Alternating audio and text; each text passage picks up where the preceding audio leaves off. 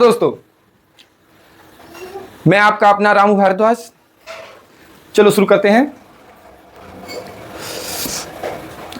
सितंबर का महीना है, ये पूरा चल रहा है शक्ति प्रदर्शन का। शक्ति प्रदर्शन कैसे कि ये वर्चस्व चल रहा है अमेरिका का रूस के खिलाफ, अमेरिका का चाइना के खिलाफ, और भारत पर तो वो सेंसन पे सेंसन लगा ही रहा है। तो क्या है कि इस महीने में शुरुआत हुई एससीओ से। जो एससीओ है ना, उसमें लगभग 10 देश हैं, बाकी कुछ अस्थायी अन्य देश हैं। इस एससीओ में चाइना के द्वारा जैसे 20 रुपये हैं, 20 रुपये में से 17.5% चाइना फंडिंग करता है, और अलग से फंडिंग करता है वो अलग।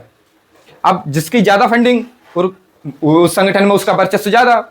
तो एससीओ की जब समिट हुई तो उसमें भारत भी पहुँचे, रूस भी पहुँचा, अन्य जो देश भी थे वो भी हैं। तो उसमें उसने शक्ति प्रदर्शन किया। जब एससीओ की समिट समाप्त हुई उसके बाद उसने विक्ट्री परेड निकाली।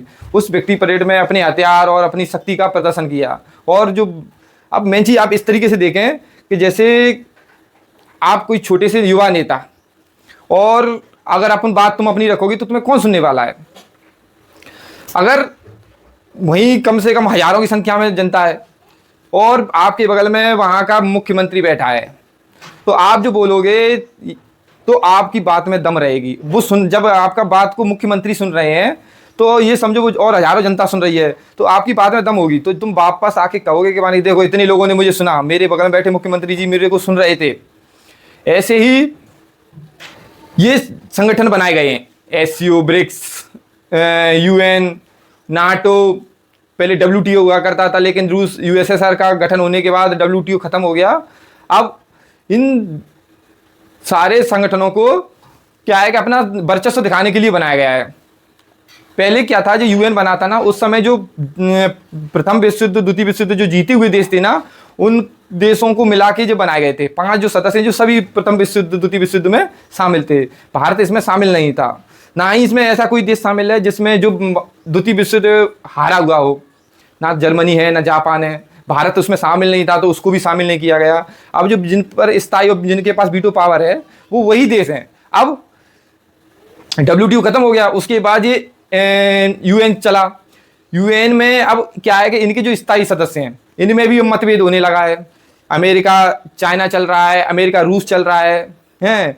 और तो क्या हुआ, अब अपना वर्चस्व दिखाने के लिए चाइना उभरती हुई अर्थव्यवस्था में आया सामने, तो उसने एससीओ बनाया, ब्रिक्स बनाया। एससीओ में उसने फंडिंग की, बताया मैंने आपको पहले।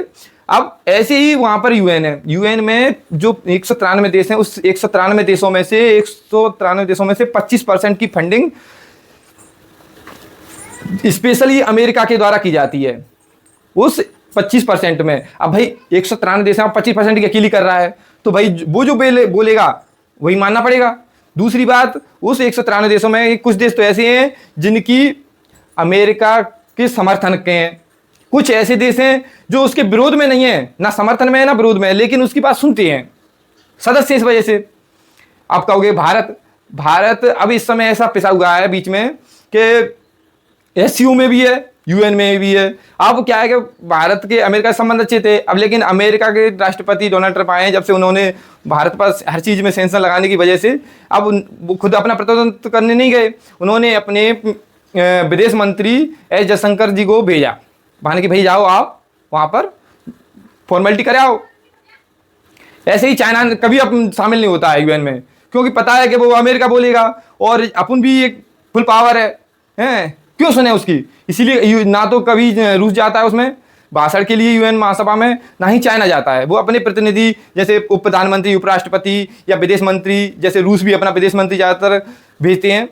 इसीलिए अब ये पाकिस्तान पहुंच गया किसके पास, यहाँ उसकी बेइज्जती हुई। जब यूएन में एससीओ की समिट हो रही थी, उसमें एक फोटो आया, उसमें कहा गया कि भाई ये तो बेटर बन गए हैं पाकिस्तान, उसकी कोई ज़्यादा कदर नहीं हुई। इसीलिए वो पहुंचा कहाँ पर, अमेरिका। वहाँ पर उसने ईरान के और इजराइल युद्ध में कुछ सहयोग किया होगा, क्रिप्टो वगैरह क्या लफड़ा था उसका आप जानते ही हो। और माने कि हम तुम्हारे साथ जो आपके यहाँ जो तेल के भंडार हैं उनको निकलवाने के लिए हम आपकी मदद करेंगे, मशीनें वगैरह देंगे, अच्छे देंगे, इक्विपमेंट देंगे। तो वो वहाँ गए, मानी ठीक है आपसे बड़े आका कौन है, आपने हमारे और पाकिस्तान भारत के बीच जो ऑपरेशन सिंदूर भारत के द्वारा चला गया था उसमें हमारे का नाम सीज फायर करवाया, और उन्होंने वो लिख के दे दिया क्या कि हम आपको नोबेल पुरस्कार मिले इसके लिए हम आपको नॉमिनेट करते हैं, अपनी तरफ से एक प्रशस्ति पत्र भेजा। अब क्या हुआ कि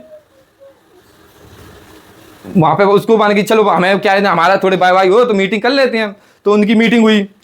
उसी समय क्या हुआ, अभी हाल ही में इजराइल ने जो मुस्लिम देश हैं 4-5 उनके ऊपर बम गिरा दिए, तो वो भी कटे हुए वानी देखो हमारे ऊपर जो आपका मित्र है और क्या नाम आपका बेटा मान लो कुछ भी मान लो आपको, इजराइल उसने हमारे ऊपर अटैक किया है। इसलिए वो उन देशों ने जो 5-6 देश थे जो मुस्लिम देश थे उन्होंने मीटिंग में कहा गया कि आप हमारे साथ हमारा समर्थन करो या फिर इनको वो करो या फिलिस्तीन का समर्थन करें। तो मान के देखो फिलिस्तीन को समर्थन हम इसलिए नहीं कर सकते क्योंकि हमास वहाँ पर एक्टिव है। अगर हम फिलिस्तीन को समर्थन कर देते हैं तो हमास को गिफ्ट दिया जाएगा, इसीलिए पहले जब तक अभी शांति पर रखें और फिर समय आने पर देखा जाएगा। अन्य देशों ने काफ़ी पिछले को 48 से 72 घंटे में लगभग 8-10 देशों ने उनका समर्थन किया है कि फिलिस्तीन को देश बनाया जाए। वो अलग मुद्दा, अलग वीडियो में बताएंगे आपको।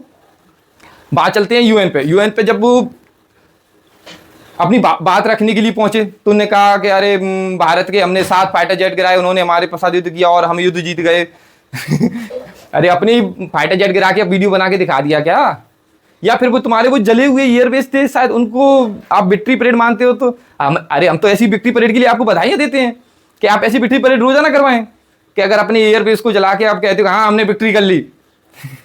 उसके बाद उसने कहा सिंधु जल समझौता भारत के द्वारा सस्पेंड कर दिया गया है, ये 24 करोड़ देशों वासियों के साथ गलत है और जो मानव अधिकार में आना चाहिए। अगला उसने बोला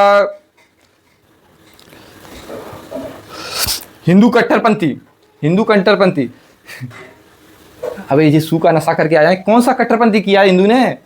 तो किसके खिलाफ गए? किस देश की कोई जमीन अधिग्रहण की है क्या, या उस पर कब्जा कर लिया है, या किसी देश पर अनौचित आक्रमण किया हो? बताओ, इतिहास रिकॉर्ड खोल के देख लो किसी कौन कट्टरपंथी है। और फिर हमारे विदेश मंत्री जो वहाँ पे गए थे ना प्रतिनिधित्व भारत का करने, तो उनने कहा कि पाकिस्तान कुछ भी कहे, जब तक अपने आतंकवाद के आकाओं के घरों को बंद नहीं करेगा, अपने उनको नष्ट नहीं करेगा, उनको घर देश से खत्म नहीं करेगा, जब तक कोई शांति की वार्ता नहीं होगी। और सिंधु जल समझौता ऐसे ही सस्पेंड रहेगा। तुम्हें जहां जाना है वहां जाओ, सीधी बात, नो बकवास। तो भाई कैसा लगा अपना वीडियो? नमस्कार।